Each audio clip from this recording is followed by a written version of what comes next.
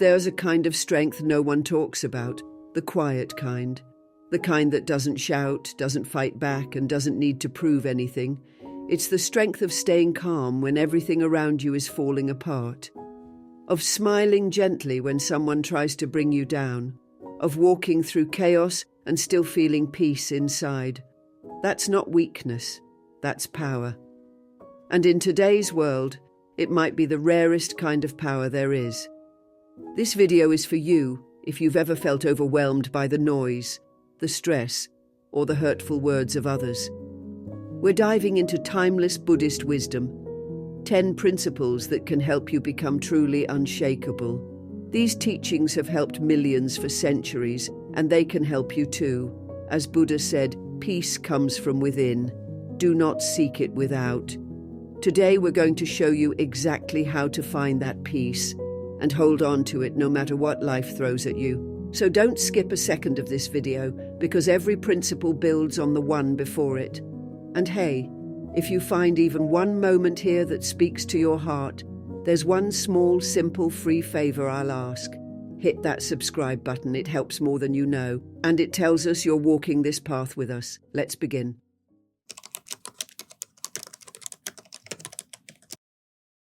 There's something that happens when someone throws a rude comment your way. Your chest tightens. Maybe your face gets hot. You replay their words in your head again and again, trying to figure out why they said it, what it means, and what you should have said back. It's exhausting, right? And for what? For something that, in the end, only has as much power as we choose to give it. One of the most liberating teachings in Buddhism is this: the words and actions of others don't actually have the power to hurt us unless we let them. Buddha once said, holding on to anger is like drinking poison and expecting the other person to die. And that hits hard, because how often do we carry around someone else's bitterness like it's our own? Someone lashes out, and instead of letting their negativity pass right through us, we catch it, hold on to it, and let it shape our mood, our day, even our self-worth. But here's the thing, their insult is theirs, not yours. What they said came from their mind, their pain, their perception. It doesn't define you, it's not your truth unless you choose to make it so. Think of your mind like a still pond. When someone throws a stone, an insult, a judgment, a criticism, it causes ripples. That's normal. But those ripples don't last forever. If you don't keep throwing in more stones, by overthinking, replaying, or holding a grudge, the water settles. Peace returns, and you realize that you were always in control of your calm.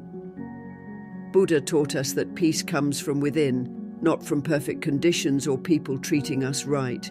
It's something we cultivate, protect, and return to again and again.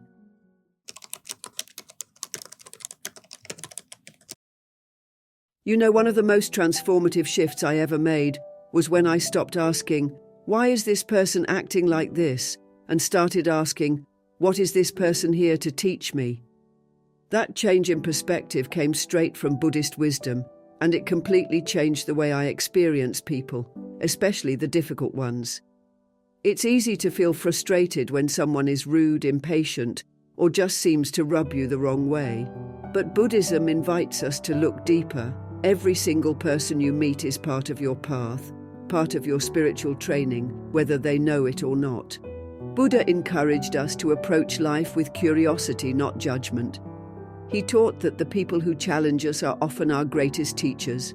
They mirror something back to us, our impatience, our fear, our need to control, and in doing so, they show us where we still have work to do.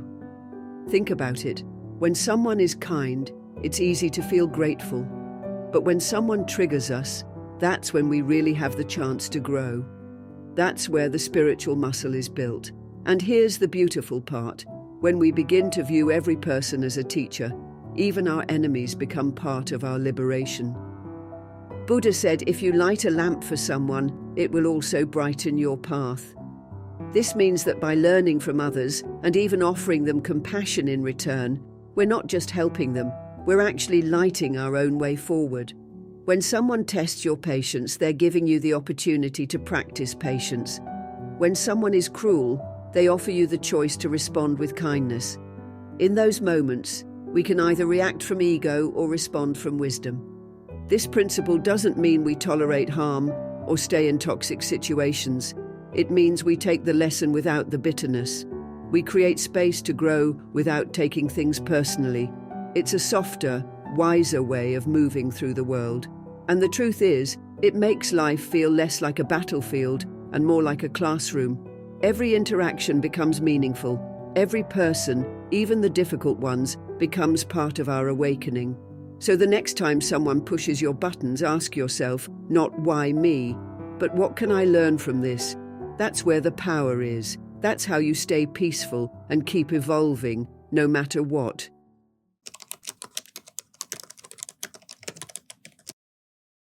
It's funny how someone else's success can stir something inside us, something sharp, almost painful.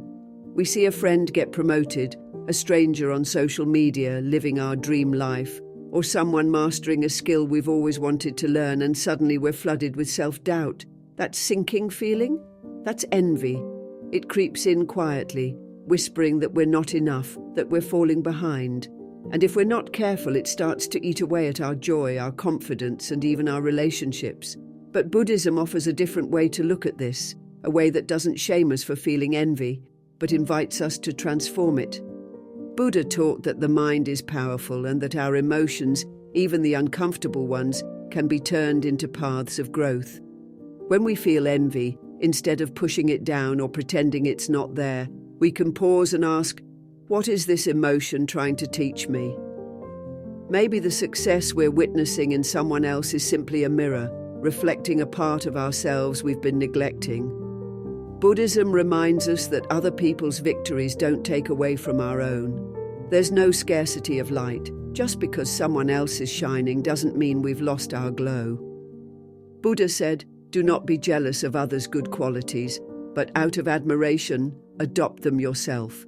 That's powerful. It means we can turn envy into a map, pointing us towards something we admire, something we want to grow in ourselves. Instead of thinking, why don't I have that? We can shift to, what can I learn from them? Maybe it's their discipline, their courage, their kindness, or just the way they carry themselves. When we view others as sources of inspiration, not competition, we grow without the bitterness.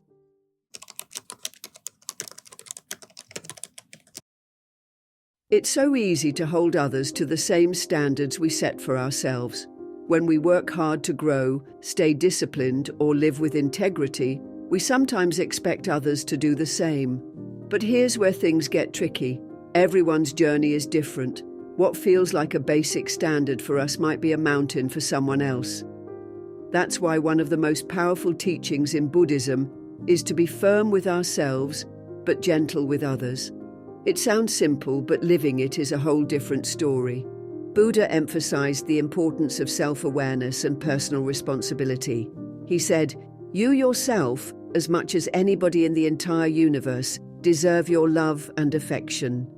That means we're not just supposed to hold ourselves accountable, we're also supposed to treat ourselves with kindness and care. When we set high standards for ourselves, it's not about being harsh or overly critical. It's about choosing the kind of person we want to be and walking that path with intention. It's discipline rooted in self-respect, not punishment. But when it comes to others, Buddhism invites us to shift our mindset. Instead of judging or reacting, we try to understand. Maybe someone snapped at you because they're going through something heavy. Maybe they missed a deadline or made a mistake, not because they're careless, but because they're overwhelmed. It doesn't mean we ignore harmful behavior or allow disrespect, but it does mean we approach others with compassion, not condemnation. This principle is like having two different mirrors, one that reflects back everything you still need to improve in yourself, and another that softens your gaze when looking at others. We work on ourselves with honesty, clarity, and determination, but we look at others through the lens of kindness, not because they're perfect, but because they're human.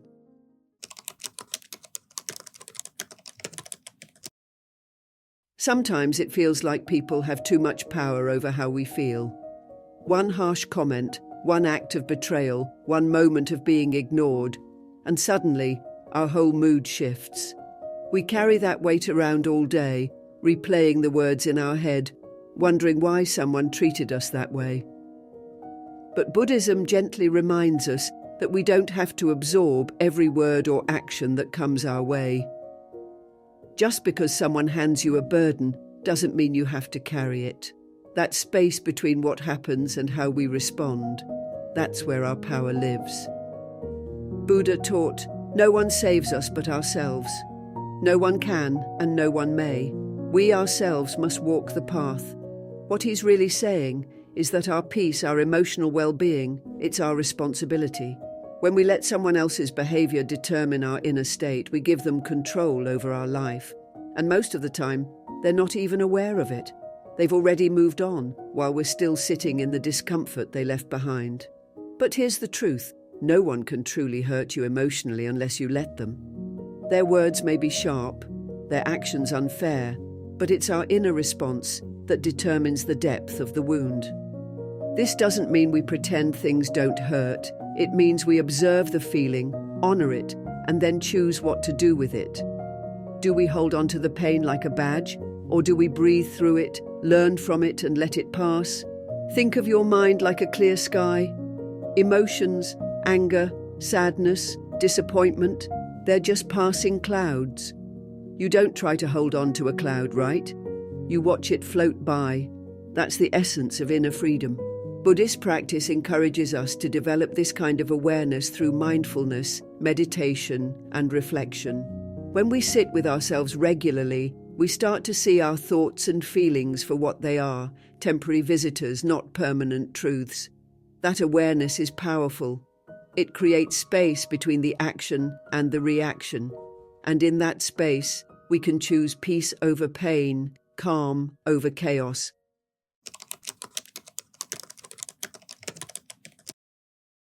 Sometimes the hardest thing to do is simply accept what's happening. Our minds want to fix everything, control outcomes, change people, or rewrite the past. But no matter how much we resist, life continues unfolding in its own way. And the more we fight it, the more exhausted and overwhelmed we feel. Buddhism teaches us that much of our suffering doesn't come from what happens. It comes from our resistance to what is. We spend so much energy wishing things were different, and in that struggle we lose our peace. Buddha once said, "You accept what is, let go of what was, and have faith in what will be." That quote holds so much wisdom. Acceptance isn't about giving up or becoming passive. It's about meeting reality with clarity instead of conflict. It's looking at a difficult situation and saying, okay, this is how things are right now. Now, how do I move forward with wisdom and compassion? It's choosing to respond rather than react. When we accept, we stop pouring energy into wishing things were different, and we start using that energy to create something better. Think of it like this. You're in a boat on a river. If you fight the current, you wear yourself out. But if you learn to move with it, you can guide the boat more easily. Acceptance helps us flow through life instead of getting stuck. That doesn't mean we stop trying to grow or improve. It means we do so from a place of peace, not from a place of panic. We stop needing everything to go our way before we allow ourselves to feel okay.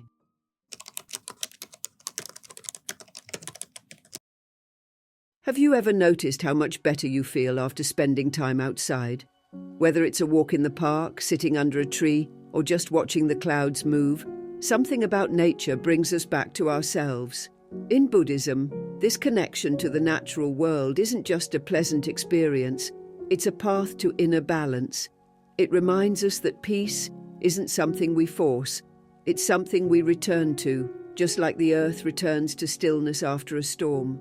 Buddha often spoke of nature, not just as a backdrop to life, but as a teacher in itself. He said, "Just as a candle cannot burn without fire, men cannot live without a spiritual life." And that spiritual life in many ways is grounded in simplicity, living in harmony with the natural rhythms that surround us. Nature is always in motion, always changing, yet never in a rush. Seasons come and go. Trees shed their leaves without resistance. Rivers flow without trying to hold anything in place. There's deep wisdom in that. When we align ourselves with those rhythms, rising with the sun, eating foods that are close to the earth, resting when we need to, our minds and bodies begin to calm down. We're not meant to be plugged in, switched on and overscheduled every hour of the day. And yet that's how many of us live. Reconnecting with nature doesn't mean abandoning our responsibilities. It means slowing down enough to listen to the wind, the birds, our breath, and the stillness underneath all the noise. There's also humility in living this way. When we observe the cycles of life, the birth of spring, the fading of autumn, we begin to accept change as a natural part of existence. We stop clinging so tightly to things staying the same. Buddha taught that everything is impermanent, and nature reflects this truth perfectly. Watching it, living with it, helps us let go with more ease. We understand that decay is not failure and rest is not weakness.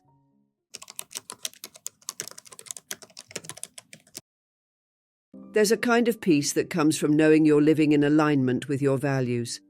It's the kind of peace that doesn't depend on how others treat you or what life throws at you. It comes from within, from knowing your actions, thoughts, and intentions are rooted in kindness, honesty, and integrity. Buddhism teaches us that our thoughts shape our reality. As Buddha said, the mind is everything. What you think, you become. But it doesn't stop there. Our thoughts become actions, our actions become habits, and those habits shape the life we live every day.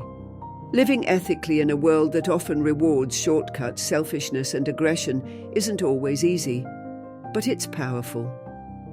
In Buddhism, ethical living is about more than just following a list of do's and don'ts. It's about choosing a path that brings harmony to your inner world and to the people around you. It's choosing not to lie, even when it's convenient. It's choosing compassion over cruelty, patience over impulse, and respect over judgment. It's recognizing that every small decision you make, every word, every gesture, has the potential to bring either peace or pain into the world. The Buddha laid out clear guidelines for ethical living in what's known as the Noble Eightfold Path: right speech, right action, right livelihood. These aren't just spiritual ideals. They're practical tools for living with less regret, less conflict, and more clarity. When we live ethically, we sleep better at night. We carry less guilt. We build trust with others, and more importantly, with ourselves. Think about how different your day feels when you act from a place of honesty, generosity, and mindfulness.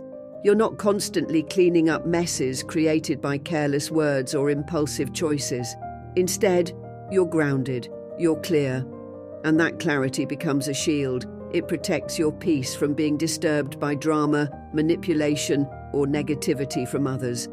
Even small acts matter: choosing not to gossip, offering a sincere apology, helping someone without expecting anything in return. These moments shape who you are becoming. And in Buddhism, that's the real goal. Not perfection, but awareness, self-discipline, compassion. It's a daily practice, not a finish line.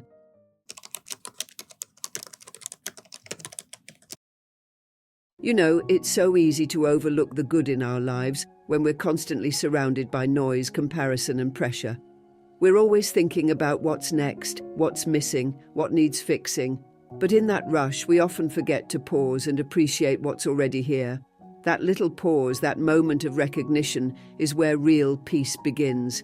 It's where the mind shifts from lack to abundance. And that shift is incredibly powerful. Buddhism places deep value on this simple act of being thankful. It's not just about saying thank you, it's about training the heart and mind to see clearly. Buddha once said, "Let us rise up and be thankful, for if we didn't learn a lot today, at least we learned a little. And if we didn't learn a little, at least we didn't get sick. And if we got sick, at least we didn't die." So, let us all be thankful. That's not just a clever quote. It's a perspective, a mindset that helps us stay grounded no matter what's going on around us. Gratitude isn't something we need to force, it's more like uncovering something that's already there. Think about the small things, the comfort of your bed, the taste of your favorite meal, the laughter of someone you love, or just a moment of quiet in a busy day. These are not small things, these are life. And when we start to see them clearly, we naturally feel more peaceful, more connected, more alive. It's also one of the best tools we have when life feels heavy. When you're stressed, anxious, or overwhelmed, gratitude is like a soft place to land. It doesn't erase the hard stuff, but it reminds you there's still good, even in the middle of pain. Gratitude and suffering can exist side by side, and often it's gratitude that helps us move through the suffering without being broken by it.